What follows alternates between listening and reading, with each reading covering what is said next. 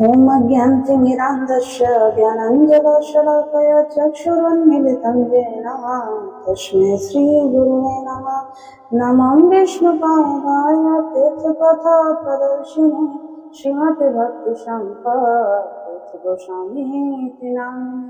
वाञ्छाकल्पतरुभ्यश्च कृपा सिन्धुभ्येव च पतितानां पावनेभ्यो वैष्णवेभ्यो नमो नमः। श्री कृष्ण चैतन्य प्रभु नित्यानंद श्री अद्वैत गदाधर शिवासादि श्री गौर भक्तवृंद। हरे कृष्णा कृष्णा कृष्णा हरे हरे, हरे राम राम राम हरे हरे। हरे कृष्णा। आज की इस विशेष तिथि गुरु पूर्णिमा की तिथि पर आप सबको गुरु पूर्णिमा की हार्दिक बधाई। आज इस गुरु पूर्णिमा की तिथि पे हमारे आदि गुरु व्यास देव जी का आविर्भाव हुआ था। व्यास देव जी जो सारे वेद और पुराणों को रचयिता है। और आज ही के दिन हमारे 6 गोस्वामी में से एक सनातन गोस्वामी की तिरुभाव तिथि है।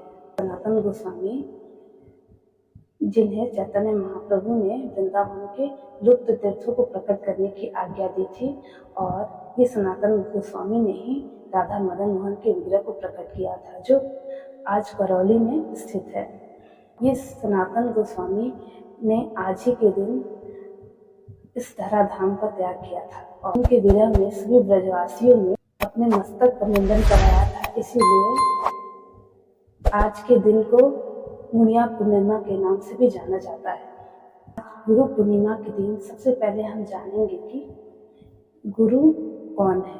जो कृष्ण तत्व वेता है वही गुरु है, और गुरुदेव जो है ना, वो भगवान के प्रतिनिधि होते हैं, और इस धराधाम पे भगवान का कार्य करने के लिए आते हैं। भगवान का कार्य क्या है? ये जो हम बद्ध जीव है, जो माया के चक्कर में फंसे हुए हैं, उनका उद्धार करने के लिए गुरुदेव इस धराधाम पे आते हैं। और गुरु हमें अज्ञान रूपी अंधकार से ज्ञान रूपी प्रकाश की ओर ले जाते हैं। और इसीलिए ऐसा कहा गया है कि कृष्ण यदि कृपा करें कौन भाग्यवाने, अंतर्यामी गुरु रूपे सिखाए आपने। अर्थात भगवान जब किसी जीव पर विशेष कृपा करते हैं तब उसे अंतर्यामी गुरु के रूप में शिक्षा देते हैं। गुरुदेव हमें 4 तत्व प्रदान करते हैं। पहला तत्व है स्वतत्व। हमारा वास्तविक परिचय क्या है यह हम नहीं जानते हैं। गुरुदेव हमें बताते हैं कि जीवेर स्वरूपे है नित्य कृष्ण दास, अर्थात हम कृष्ण के दास हैं। और दूसरा तत्व है पर तत्व, अर्थात हम यह जानते ही नहीं कि भगवान कौन है। हम सभी देवी देवताओं को भगवान कहते हैं। गुरुदेव हमें बताते हैं कि ईश्वर परमः कृष्ण सच्चिदानंद विग्रह अनादिरादि गोविंद सर्व कारणम। अर्थात श्री कृष्ण परम ईश्वर है एवं सच्चिदानंद विग्रह है, अनादि है किंतु सबके आदि है, वे गोविंद हैं एवं समस्त कारणों के कारण हैं।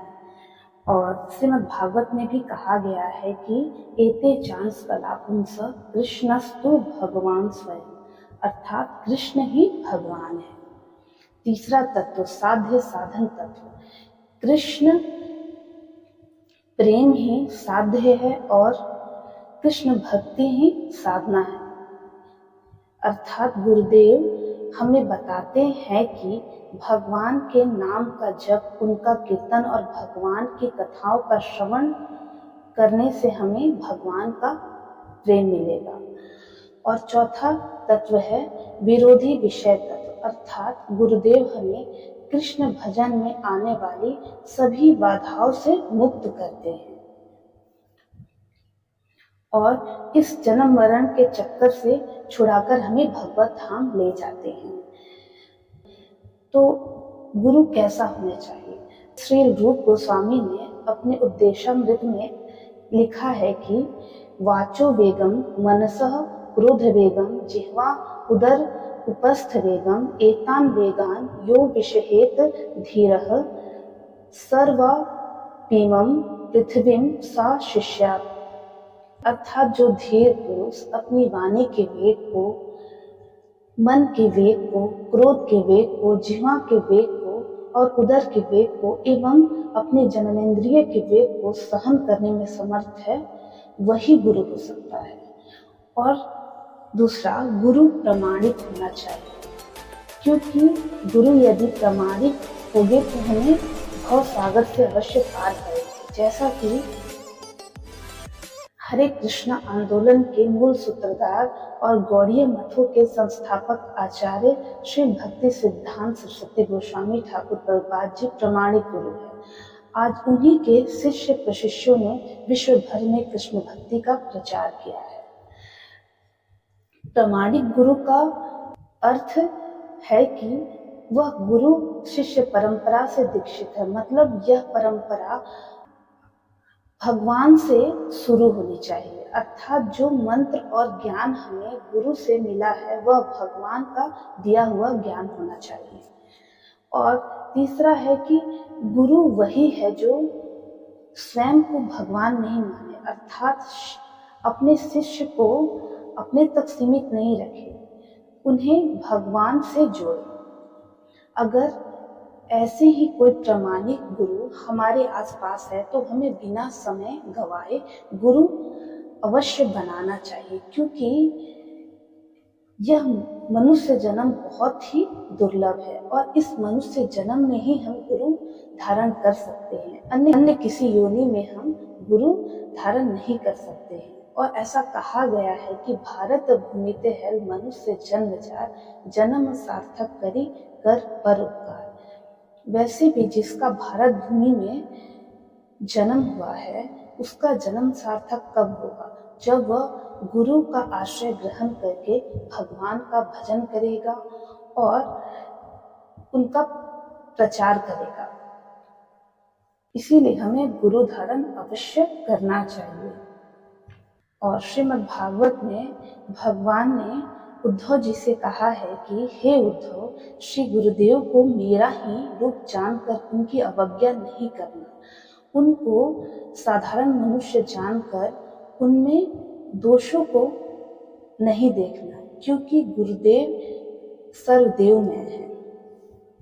इसीलिए हमें कभी भी गुरु के चरणों में अपराध नहीं करना चाहिए, क्योंकि ऐसा कहा गया है कि अगर भगवान के चरणों में अपराध हो जाएगा तो गुरुदेव हमारी रक्षा कर लेंगे, लेकिन अगर गुरु के चरणों में अपराध होगा तो हमें कोई भी बचा नहीं सकता है। भगवान ने स्वयं कहा है कि प्रथम अस्तु गुरु पूज्यम ततश्च माम अर्चनम कुर्वन् सिद्धि मवाप्नोति अन्यथा निष्फलम भवेत्, अर्थात पहले गुरुदेव की पूजा करो उसके बाद मेरी पूजा करो। ऐसा करने से हम अंत समय में भगवान के धाम को अवश्य जाएंगे, और जो इसके विपरीत प्रयास करते हैं उनका सारा प्रयास निष्फल हो जाता है।